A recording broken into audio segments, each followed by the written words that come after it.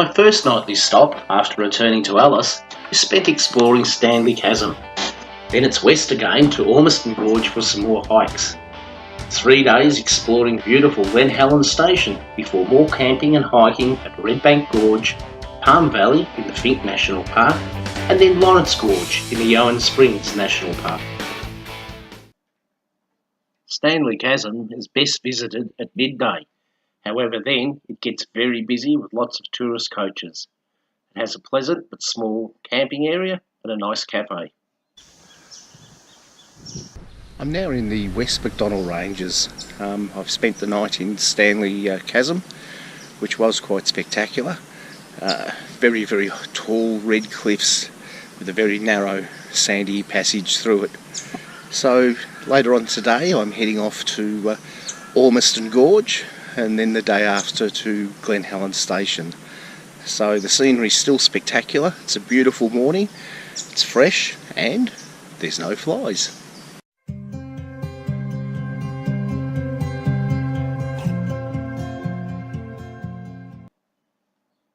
Ormiston Gorge is close to Alice Springs, very easy to access and very scenic, so it's a popular tourist destination. It does have camping there, although this does get very crowded, and to avoid disappointment needs to be booked early.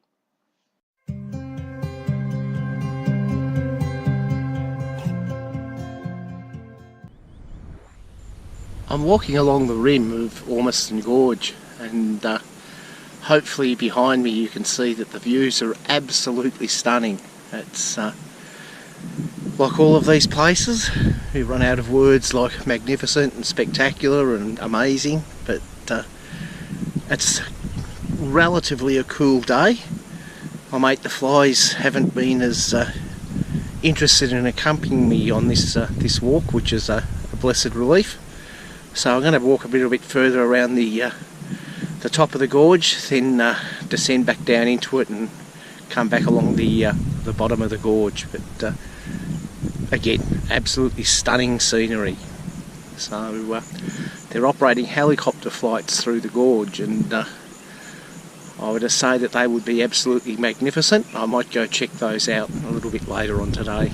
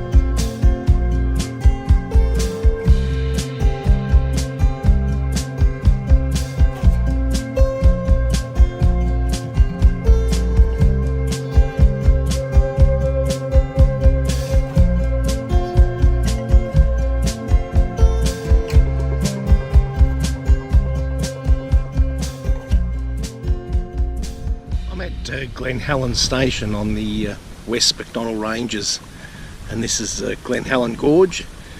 It's again another lovely morning, and again another spectacular view. So I'm having a bit of a walk up the gorge. I'm here for a couple of days, so it's a bit of a resupply and laundry break, and quite looking forward to the next few days here. It's as usual, I keep telling you, it's a beautiful country.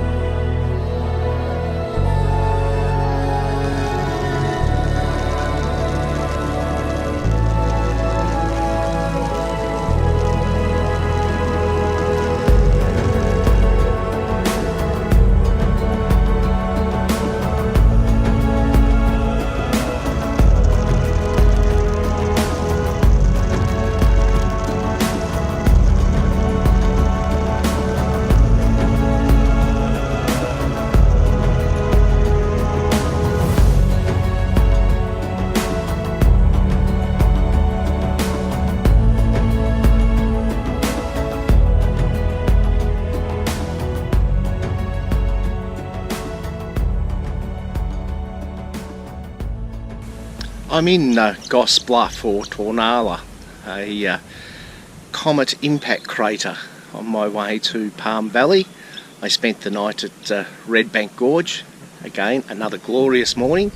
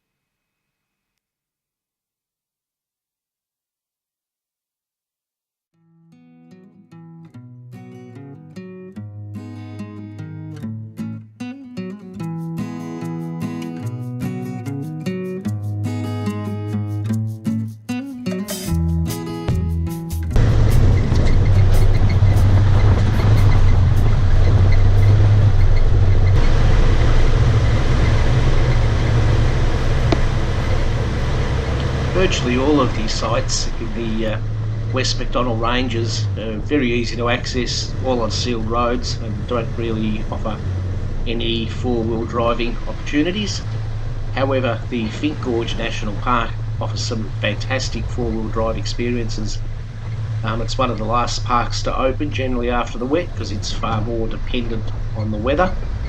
The popular Palm Valley site within that park is recommended for four-wheel drive high clearance vehicles and only towing light trailers. It's probably good advice. Most of the track into Palm Valley is driving up the riverbed, and which is comprised of mostly small rocks, and there's some sections of quite deep sand, which is why it's suggested not to tow anything heavy. However, that's only into the camping area. From the camping area into Palm Valley itself, again you're driving up, I suppose, the middle of the gorge, and it's on basically rock slabs. While not technically challenging, it definitely does require higher clearance, and I would say this particular park was the highlight of my trip. The driving was great, and the scenery was just spectacular. In particular, I think it's called the Dreamtime Walk, and if you can see that at sunrise, it's a pretty hard sight to match anywhere else in the country.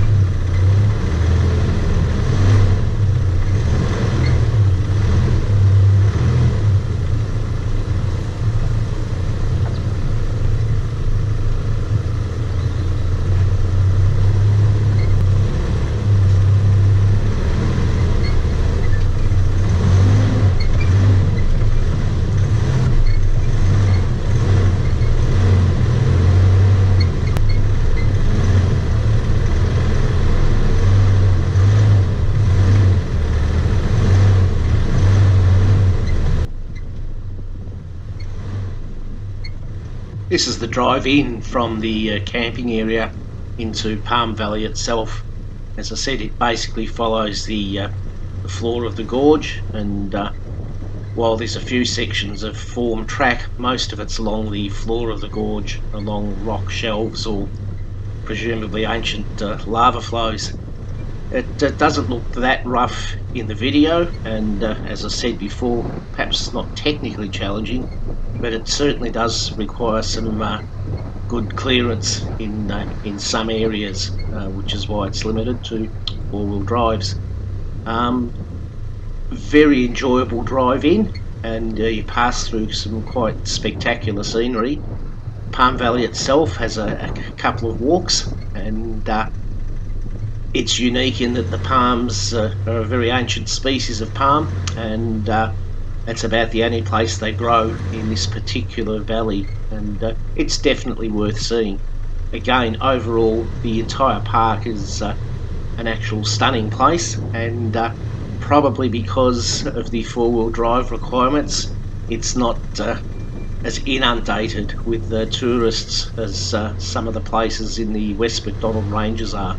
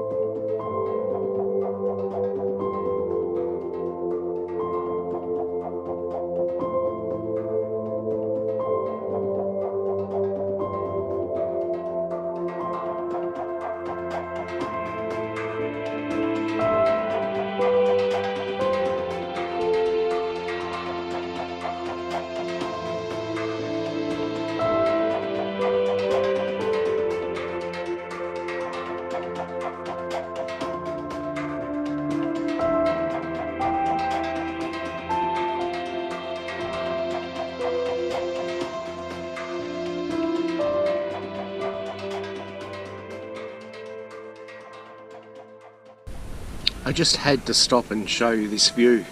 The sun coming up and hitting these incredible red cliffs behind me. It's just such a beautiful sight. It's very still, and it's a glorious place to be at the moment, so I'm really enjoying this, and I hope you're enjoying some of the images here too.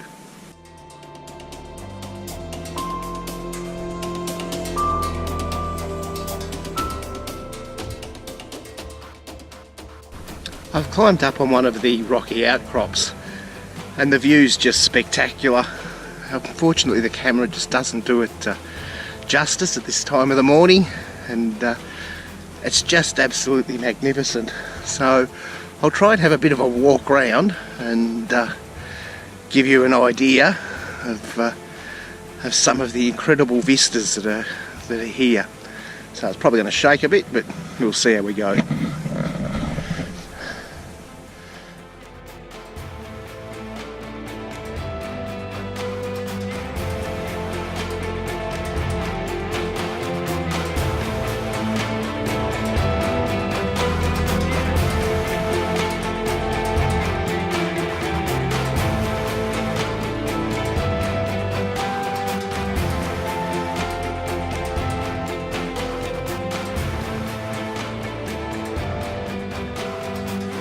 Don't walk off the edge, John.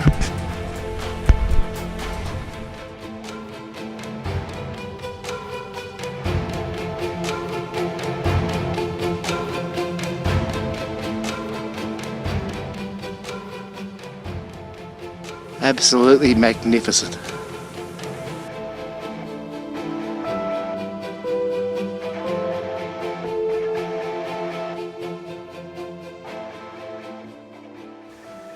These Gosse gums look like they grow out of seemingly solid rock, but they can send their roots down massive distances through the cracks in the rock and survive that way. They have a white powder on them that is what makes them glow in the moonlight, and apparently it makes a good sunscreen if you rub it on your face. So quite stunning trees. This is just a young one getting hold, and hopefully it'll live for a very long time. I'm at the Owen Springs Conservation Park. Behind me are the ruins of the old Owen Springs homestead. It was built in 1862. There was a previous building on the site. It was the very first station homestead to be built in Central Australia following Stuart's expedition through here to open up the overland telegraph.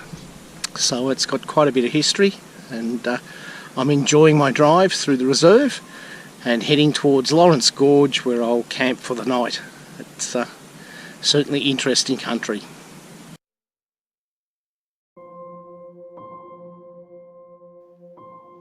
In the 2 days I spent at Owen Springs, I did not see another person, and that was great.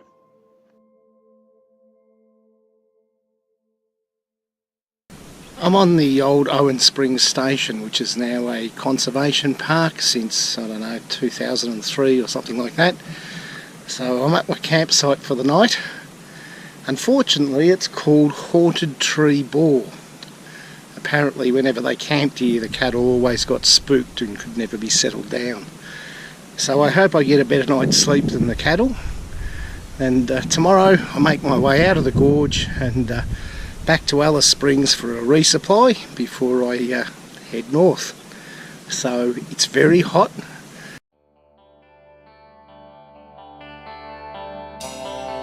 With the improving weather and road conditions, I leave Alice for a long drive north with nightly stops in Karlu, the Devil's Marbles Conservation Reserve, the Daly Waters Pub, and the Victoria River Roadhouse, where I can resupply before spending a few days driving and hiking the magnificent Questro station.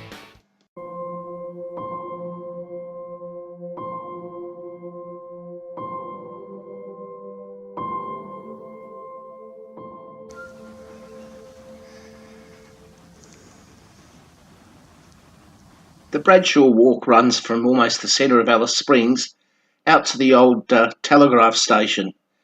It follows the banks of the Todd River, and even this close to town there's an amazing amount of wildlife, including rock wallabies and dingoes, and of course there's plenty of bird life. This site is the original and true Alice Springs. It's the Overland Telegraph repeater station. Within a matter of years of Stuart's epic crossing of the continent, they used his notes and for the first time had a vague idea of what they might be facing in the interior. It was the first building that was built in Central Australia. The surveyor who surveyed the site thought that a rock pool in the nearby Todd River was a spring. In fact, this was not true, and he named the site Alice in honour of his boss's wife. He was either the world's greatest suck or he had the hots for Alice. Very soon afterwards, now that the route was opened up, with the discovery of gold and gemstones in the MacDonnell Ranges, people began moving into the area. A town quickly grew up about 4 kilometres south of the telegraph station, and it was called Stuart Town. By the 1920s, Stuart Town's infrastructure had grown far greater than the original Alice Springs settlement, and the post office and telegraph station was moved there. This caused huge amounts of confusion for everyone, and eventually in 1944, Stuart Town was renamed Alice Springs. I'd always wondered who Alice was. The Alice Springs Reptile Centre is definitely worth a visit. It provides a lot of useful information should you encounter some of these amazing creatures while exploring our wonderful country.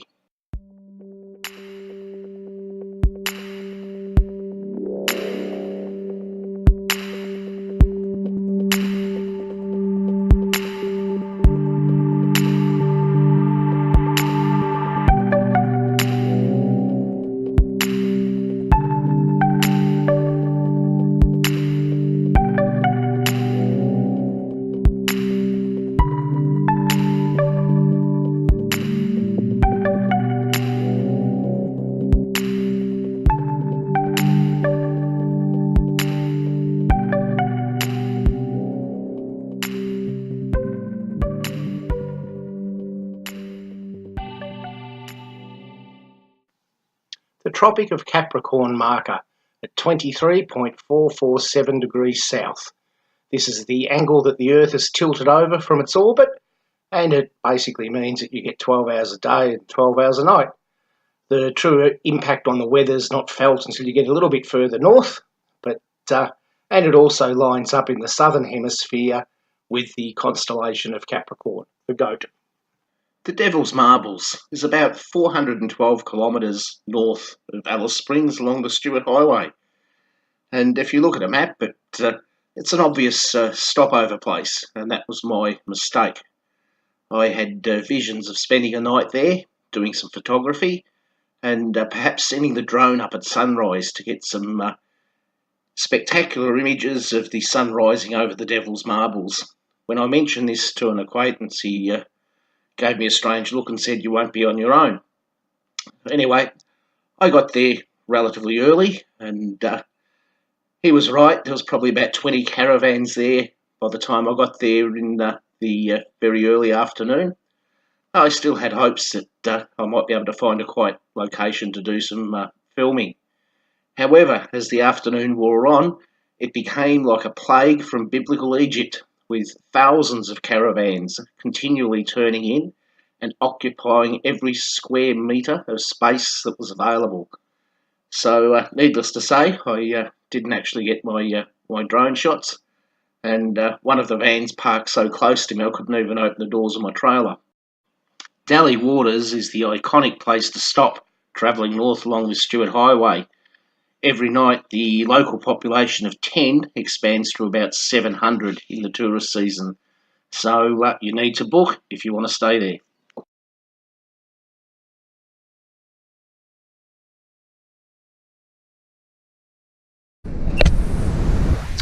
Welcome to my Pentecost River campsite at Questro. I've got in about an hour ago, just driven along the track to get to my camp, and I've got to say I'm pretty happy with it. It's lots of wildlife, lots of four-wheel driving to do, lots of walking tracks, and a good restaurant and hot showers further back at the homestead. So I'll see if I can take you for a walk around this campsite so you get an idea of where I am.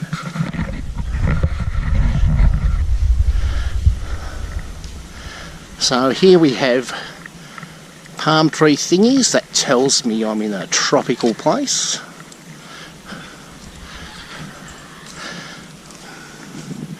The Hilton's almost set up, ready for a bit of faux editing.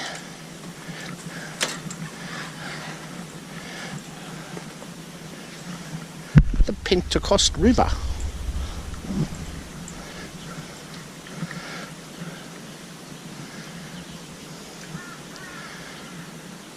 Which is very pleasant.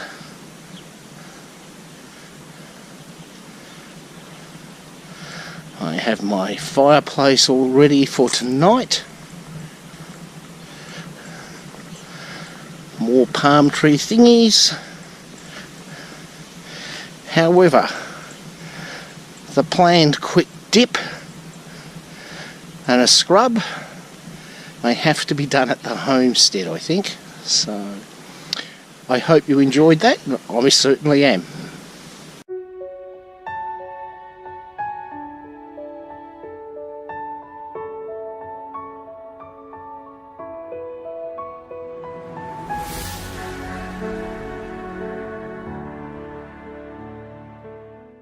I'm here at the Pigeonhole lookout at Questro, and it's just, keep using the word stunning, but an interesting four-wheel drive trip to get up here, and it was definitely worth it.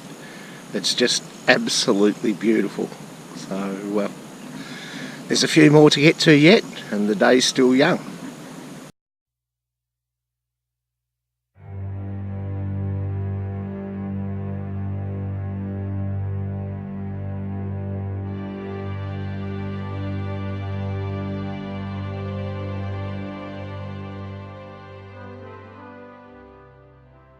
Questro has several really good four-wheel drive tracks. They're all pretty serious. This is the Pigeonhole. It's probably the easiest. It's got a pretty basic creek crossing, but it does have some very steep sections with some pretty large rock shelves to negotiate, so you need a pretty high clearance to get up here.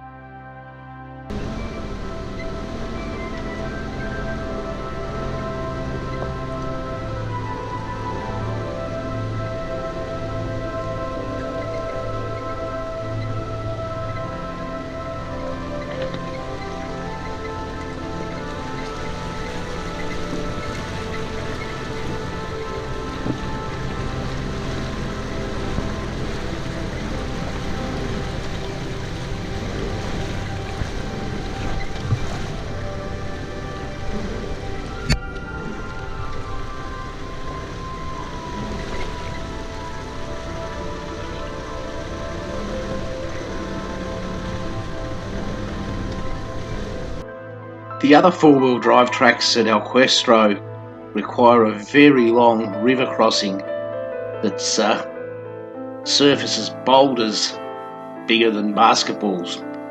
And even their own high-lift Land Cruiser got hung up 4 times trying to get across and produced some horrible crunching noises from underneath.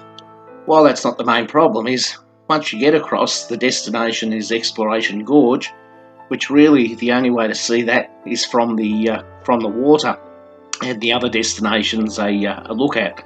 While not bad, it probably just doesn't justify it.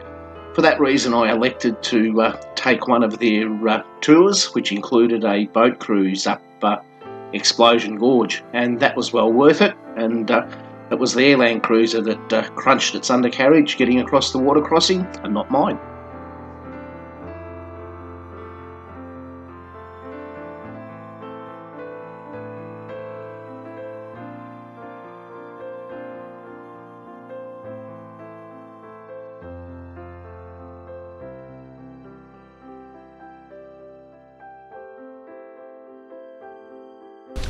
This is my last day at El Questro, and I'm in Amalia Gorge, walking along the bottom of the gorge, and it's a very pleasant morning for it. Earlier on this morning I visited the Zebedee Springs, and that was absolutely beautiful. So going to try and make the most of my last day here, or full day, and do as many of the walks as I possibly can. So it's been a great place. The private camping ground has been an absolute treat. I've got all the amenities only a few kilometres away, and I've got the peace and solitude in an absolutely glorious position to camp in. So I'll continue my walk, and I'm sure you'll see 1 or 2 photos from it.